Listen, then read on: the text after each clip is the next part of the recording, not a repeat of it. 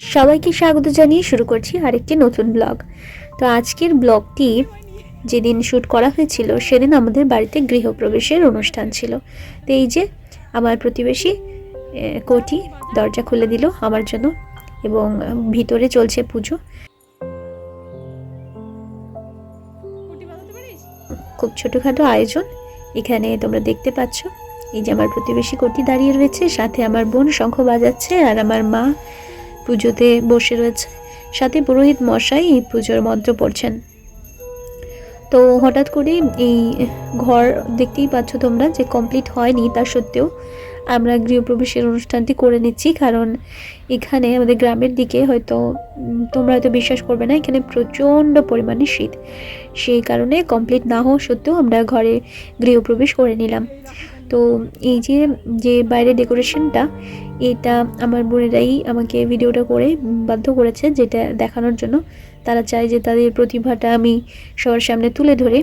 তো এই যে সমস্ত ডেকোরেশন, এগুলো সব ন্যাচারাল জিনিস দিয়ে করা হয়েছে, ছোট্ট করেই করা ডেকোরেশনটা।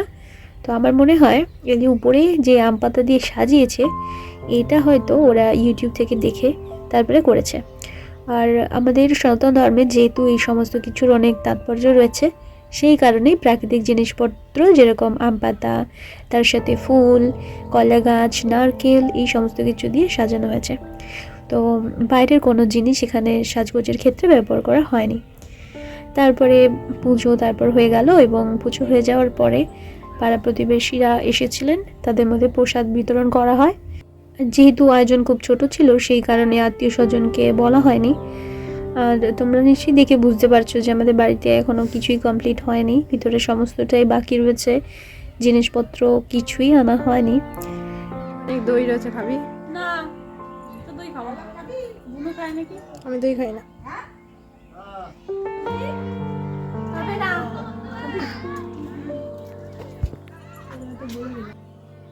যেহেতু ঘর এখনো কমপ্লিট হয়নি এবং জিনিসপত্র কিছুই আনা হয়নি, তো আমার ইচ্ছা আছে যখন এটি কমপ্লিট হয়ে যাবে তখন তোমাদেরকে একটা ভিডিও করে একটা নতুন ব্লগে তোমাদের সঙ্গে আমি শেয়ার করব।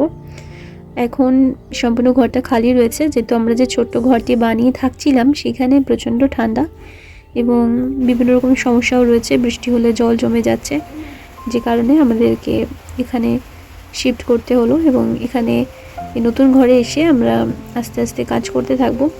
তারপর দেখা যাক কতদূর কী হয়। ব্লগটি দেখার জন্য তোমাদের সবাইকে ধন্যবাদ, এবং অবশ্যই চ্যানেলটি সাবস্ক্রাইব করে পাশে থেকো।